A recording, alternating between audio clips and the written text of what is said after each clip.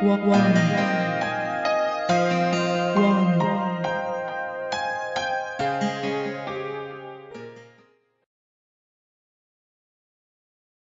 Hello and welcome to the Birmingham Post Business Bulletin. Well, there's been one story dominating the business headlines. That's Alistair Darling's pre-budget report.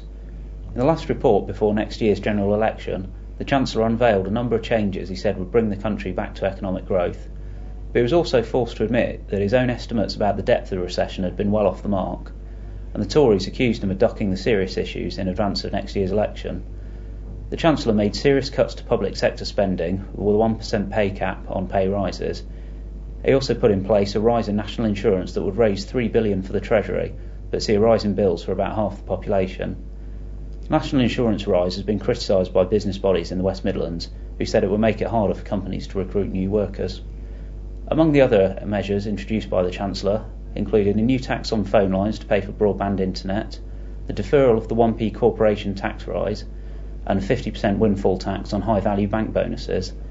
He said this would lead to growth of up to 1.5% next year and 3.5% the following years. Well, I've got business reporter Anna Blackaby here today to talk about this. Anna, is there anything you can pick out of this that you think is particularly important to us here in the West Midlands?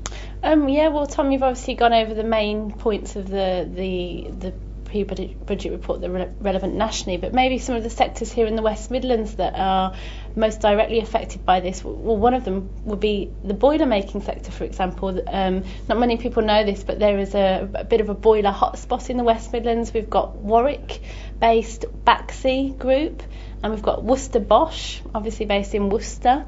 And they've both come out welcoming the announcement today that there'll be a boiler scrappage scheme similar to the car scrappage scheme, which has given the car industry such a shot in the arm.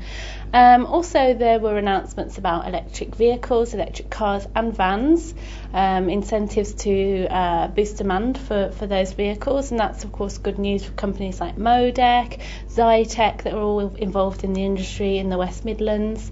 Perhaps one of the biggest losers or the most disappointed sectors would be the video game sector, which of course also has a strong presence in the West Midlands. About 20% of the UK industry is based here, companies like Codemaster, Blitz Games in Leamington Spa.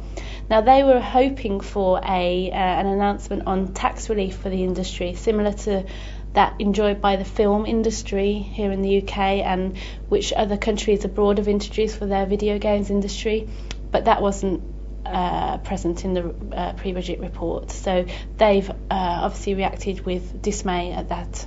Right. Oh, thanks for that, Anna. Well, there's an 8-page supplement with all the business reaction to the pre-budget report in this week's Birmingham Post, so you can read plenty more on that. Thanks for watching. We'll see you again tomorrow. One.